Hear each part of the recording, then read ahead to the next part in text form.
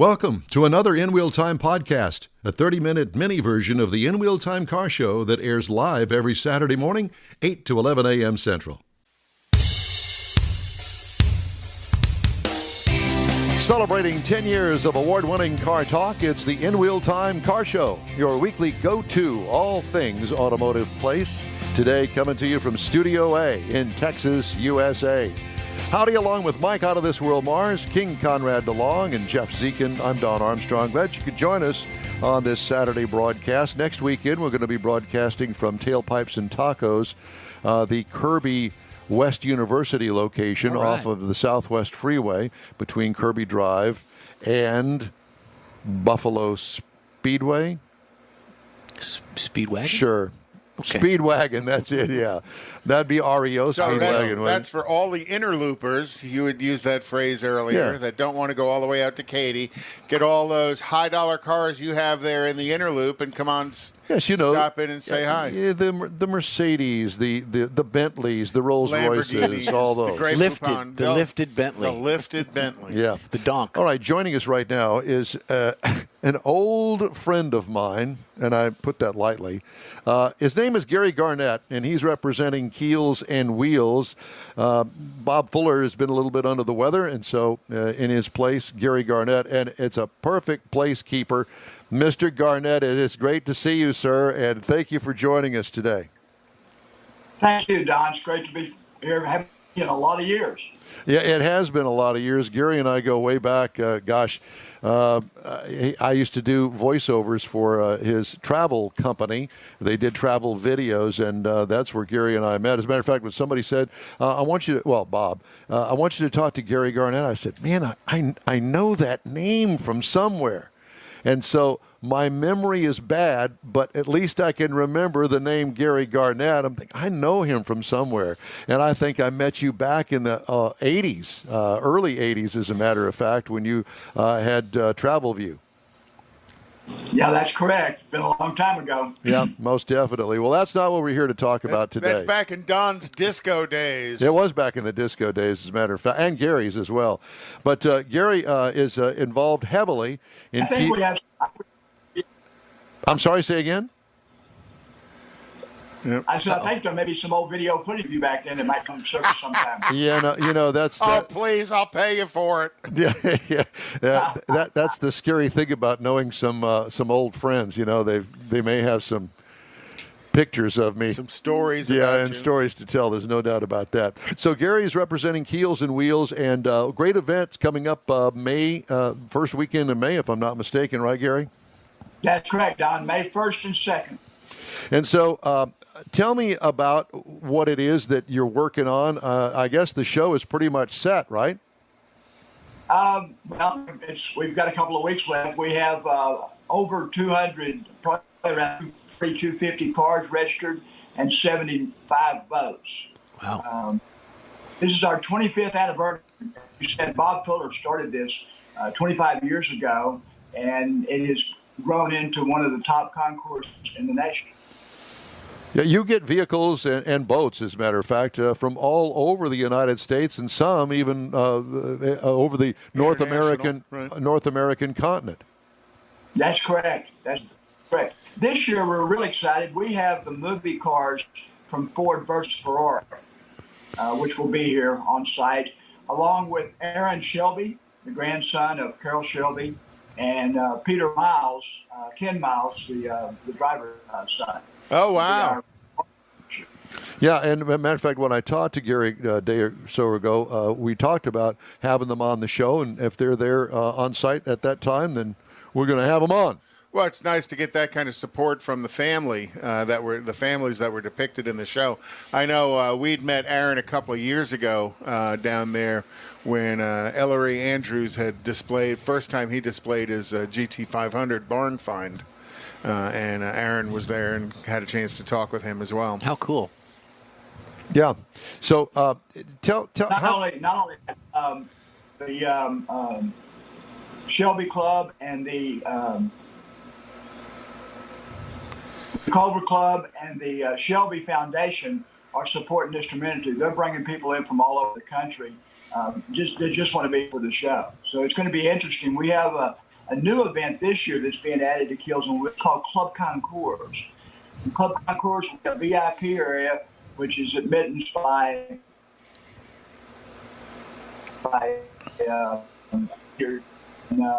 has a bar, drinks, and then Saturday night we're going to have Main Street, the band from Pearland, and a concert, a little show from 7 to 10 on Saturday night, and that is all included in the Club Concours ticket. Wow. So it's a whole weekend. Exactly. Yeah. Well, and when the Shelby folks come out, it's they draw quite the crowd as well of people wanting to see them. But we also understand you guys not only going to have the GT40, you're also going to have the Ferrari that was depicted in the movie. That's correct. And we have a lot of Ferraris from the local Ferrari club are going to be there, as well as numerous Cobras, Mustangs, some beautiful cars are coming. Really beautiful. And, I know Grady has always been, or for a few years, he's the president of the local Ferrari club. He's also been one of your judges for the concours as well. So it's great to see that kind of support coming from the local Shelby and the local Ferrari folks to Keels and Wheels, because it's a great show, and it's really one of the only in-the-water boat and car shows that are combined together on display. And the boat display just takes my breath away. What was it? A couple of years ago, they had the twin Chevy V8 Riva was one of the boats that was right there. I tell you, you want to see some beautiful wooden boats, you want to definitely go to Keels and Wheels and take a view of what they've got. But it's not just wooden boats; it's also classic glass boats and some big steel boats from the past. Have we lost Gary altogether now? So, Gary, we're having trouble receiving you there on the boat, and Mr. Mars is going to send you a request for to talk to us just as an audio only. So wait for that to happen. We're going to drop you right now, and we're going to talk more about Keels and Wheels. But in the meantime, look for another invite, and then we'll get you on just with audio because we're having problems receiving your Zoom feed. Okay? I will tell you this, that you're right about the boats. At one point in my life, I actually owned a boat. And like they said and warned me ahead of time, Don, a boat is nothing but a hole in the water that you pour your money into. More so than an actual automobile. Well, that's an acronym? BOAT. It stands for Bust Out Another 1,000. Every weekend. Yeah. And to go and pay the launch fees and oh my God. Plus all of the ancillary stuff that you have to have on a boat. And if you don't have it and you get caught, you're pretty much going to boat jail. Cold beer, bikinis. Well, besides those things like life preservers, anchors, some sort of navigation equipment. Of course, now you've got your phone. Flares. But what if you're flares? What if you're out there on your boat and you don't have cell service? Well, you're screwed is what that is. Hotspot. Yeah, they ain't no hotspots. Kind of like in here today. Yeah, no kidding. It's one of those kind of internet kind of days, Or lack of internet kind of days. There's that. But at any rate, you were talking about boats down there at the Keels and Wheels event. To see these boats, these guys are as passionate about their boats as somebody that owns a 63 split-window Corvette. Yeah, absolutely. And just as happy to talk about them. Yeah, and almost all of them are wooden boats. Mm-hmm. And to see the finish on these boats, talk about a lacquer job. Oh, yeah. Oh, my God. Yeah. These boats are absolutely stunningly beautiful. And let's not forget the woodworking that's done. And we'll have to ask, because on a boat like that has all the time and expense put in it, do you actually use it? Do you actually go out on the lake or the water, the Gulf, the bay? They're in the salt water to show the boats at the Keels and Wheels event. Right. That's amazing. It truly is. And so, think of this. Those boats that come from the 30s, the 40s, the 50s that are there, darn good and well that they haven't been preserved like what you see there all the years. A lot of them is a lot of woodworking that has gone on. A lot. And you talk about some skilled and crafted woodworking going on. You know, the greatest cabinet makers wish they could do some of the wood to get wood that shine to rub on that wood too. Yeah, and on top of that is, you know, some of the wood those were made with can't be replaced with the same type of wood today. The exotics, yeah. Because some of that exotic wood that was used back in the 50s, you're not allowed to import in the United States Some anymore. of that wood can only be collected in the morning. But yeah, exactly. And the polish job on it too. I mean, it's just glitter. The takes a special ointment on the wood to make it glow. Number two. Wait a minute. Where's your bell? It's the word. It's the word of the week. You know, you got to remember also, Keels and Wheels is all about charity. Keels and Wheels, the Lighthouse charity team, you know, they want to make sure that they are providing funds to different charities in the Bay Area. Today's Harbor for Children, you know, they've been going now for more than 70 years, and I know Keels and Wheels over time has donated millions of dollars to that charity, and that's for the young men and women displaced in the area that are looking for help. And then also the Cole Gordon Helping Hand charity is a new one that's become part of the Keels and Wheels charity and that's groups. To their kudos to the group because of COVID and all the restrictions that they've actually got this produced and going to be putting on the show. Well, so that's amazing as well. And it's done at the Lakewood Yacht Club. A task in itself, yeah. And you know how much are the tickets? I didn't look at tickets. I can't even get Keels and I can't. The internet here is just really screwed this weekend. Yeah, it's a mess. The Lakewood Yacht Club members are the volunteers to facilitate Keels and Wheels. So they're the ones that are out working the parking lot. They're the ones that are giving directions, driving the golf carts around, you know, taking care of each of the individual areas. And then we come along and screw it all up. I'll be signing autographs. Oh, God. Yeah, after the show. You will? I will be. Yeah. Well, I want to see the line formed for that. In advance, tickets are $30. Were you handing out the ointment? There'll be $40 at the gate. Students and 13 and older at the gate are $15. Under 12 are free. So really, you know, run that by me again. How much? So in advance, tickets are $30. At the gate, they'll be $40. Students 13 and older at the gate are $15 with a student ID, and kids under 12 are free. So, you know, really not a bad weekend to go see some pretty cool stuff. And to have the younger crowd, the younger generations, see what it's all about. Expose them to that, yeah. What do you know what the hours are? I can't get even on my phone. Well, let's see. It starts at 9 a.m. and closes at 6 p.m. Okay. Each day. All right.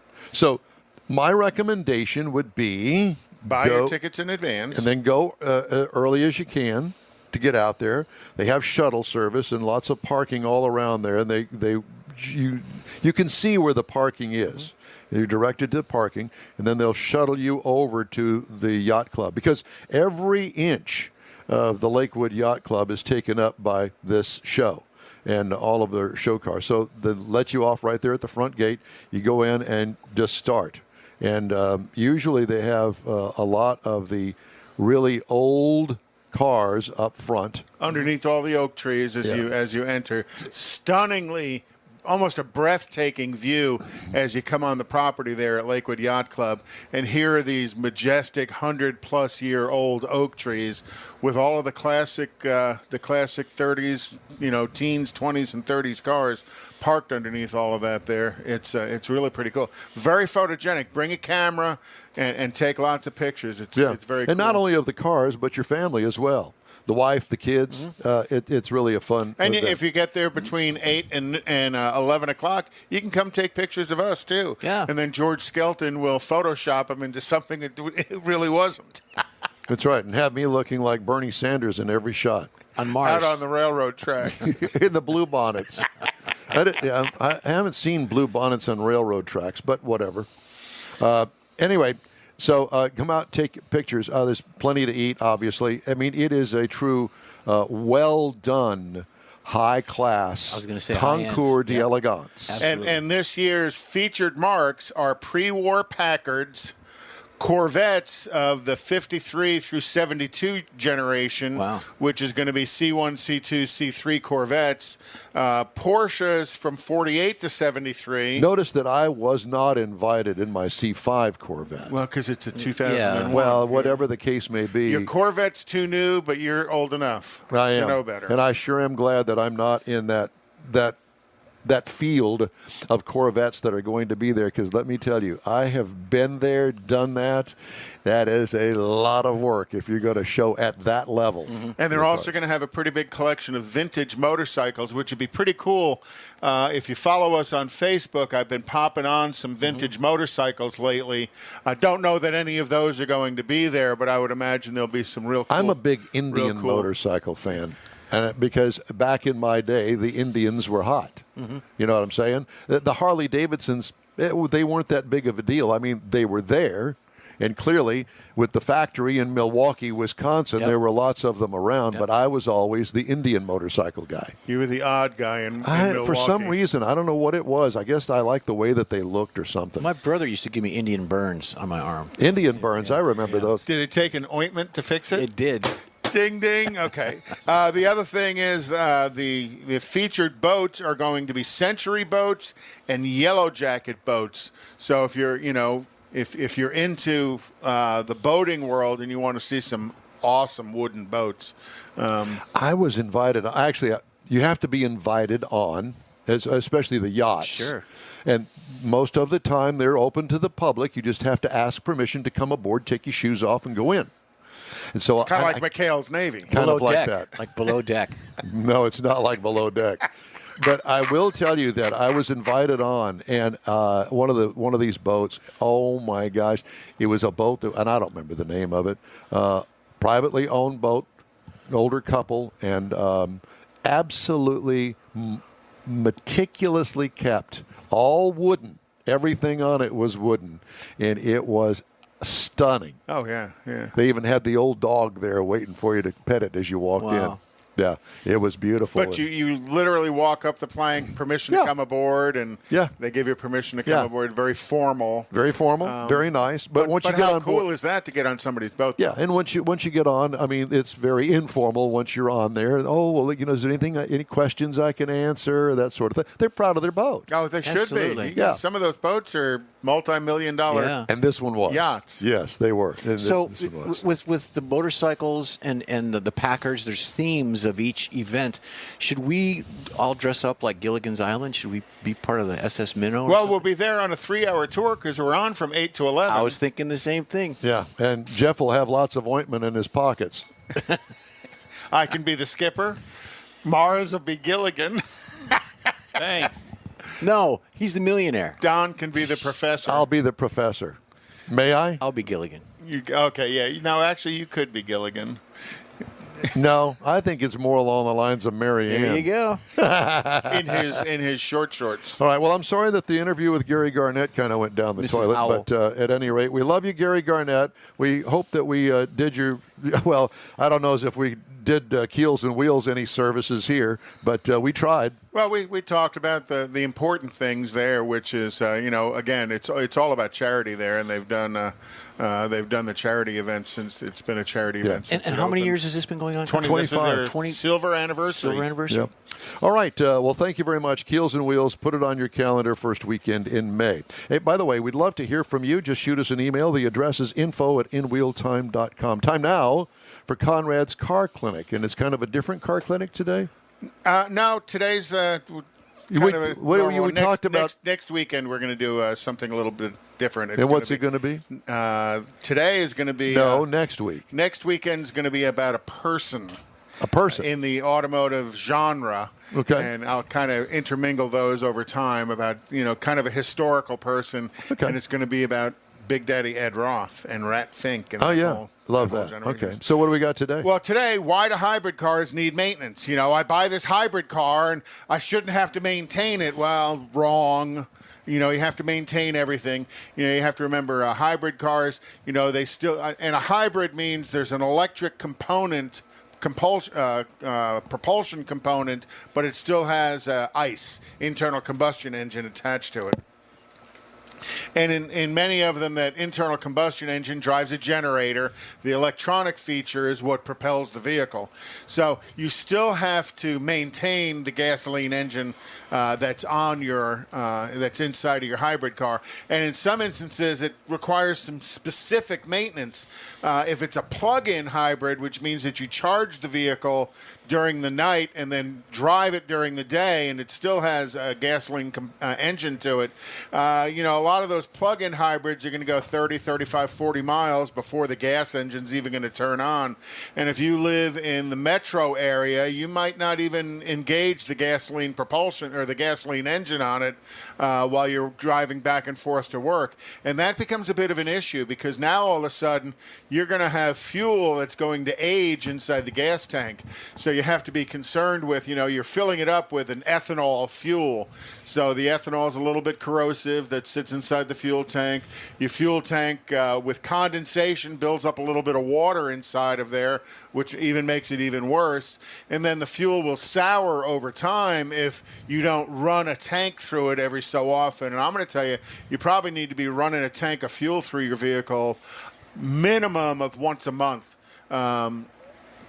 Just to make sure you're keeping fresh fuel. So if you live in the metro inside the loop and you're driving a plug-in hybrid, so there's a gas motor and the electric function of it, you want to make sure that you're either changing the fuel, driving it often enough to change the fuel, or you're using a real high-quality additive inside the fuel tank to protect you against the corrosion and to put a real good fuel stabilizer in there. So that's one of the issues that create more maintenance in a hybrid vehicle. Another one is, they may have 2 or 3 cooling systems on them. So you're going to have an engine cooling system on a hybrid, and within that, you're also going to have a cooling system for the drive motor, and you may even have a third cooling system for the battery pack in it. Can we get back to the fuel sources? When on a hybrid, I talk about, this has an 18.6 gallon fuel tank. Are they smaller fuel tank capacities in a hybrid, or some are they normal? The BMW, what is it, the i3 or i1? What was that one? I don't want one. I don't want one. It's only got like 3.5 gallon tank. Oh, okay. So they are. Ask Mars about his experience with it. Yeah. He had to stop twice on the way from Beaumont over here to fill up because it only has a 3.5 gallon tank. Yeah. So they probably have a little bit smaller capacity, but the problem is Houston, with all the humidity in the air, just like the condensation that happens on your windshield every morning, that happens inside your gas tank. So you got to do something either to burn it out, put a fuel dryer in the tank, or make sure you put a quality additive in the tank. Well, there's gas stations in every corner, and that's truly the statement, I get 4 gas stations to the mile. Okay. So, but again, all 3 of those cooling systems that are in your hybrid, you're going to have to keep those maintained and serviced because all of the issues with the cooling system doesn't matter if it's dealing with the battery or if it's dealing with the electric motor and stuff. So, again, hybrids use regenerative braking systems that as you're braking, that's going to repower the battery, but there's still a hydraulic braking system to the hybrid as well. So you have to maintain the braking system as well, the fluids and the pads and stuff on that. So maintenance is always important. There's always a lot going on under the hood of your vehicle, and that's why you want to take real good care of it and keep your car dependable on the road. Make the appointment to bring it into a place that's qualified to work on it, because certain hybrids require qualified technicians to work on it. But regularly scheduling the maintenance will protect your vehicle from issues in the future and extend the life of it. It's pretty simple. But a lot of people that buy hybrids think there is no maintenance necessary on them, and that's wrong. Thank you, sir. Time now for a couple stories making auto news headlines this week. The Biden administration's $174 billion proposal to boost electric vehicles calls for $100 billion in new consumer rebates and $15 billion to build 500,000 new electric vehicle charging stations, according to a U.S. Transportation Department email sent to congressional staff and seen by Reuters. And let me just say this.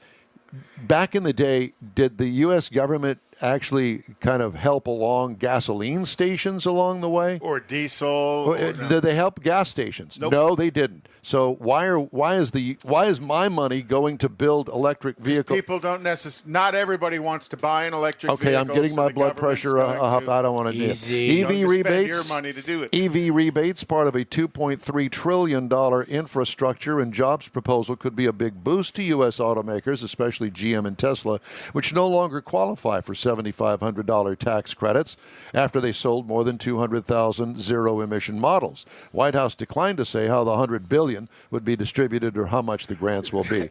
Hey, Joe. Friends of Joe. Yeah, Right. yeah. Let me get you really fired up. The other infrastructure part of that is about the everybody having the internet, which obviously we need to talk don't. about. Yeah, but the government doesn't provide internet to anybody.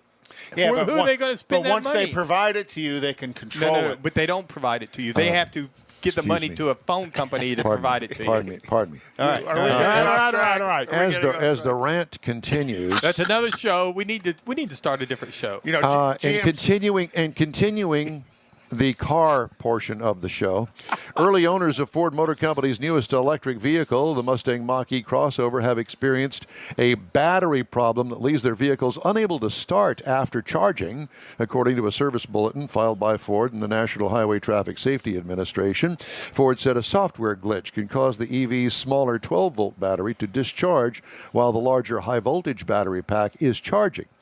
Ford said only a small number of Mach-E's built before February 3rd were affected, and dealers are able to correct the issue by reprogramming several of the electronic control modules on the vehicle. Thank you for that. And you heard that GMC is going to offer an SUV version of the new Hummer. I've got that if you'll let me continue. Oh, okay. Well, I'm just trying You know, to you finish fill my the void. sentences. You finish my An sentences. old married couple. Now he's starting your sentences. I see what you're thinking, Don.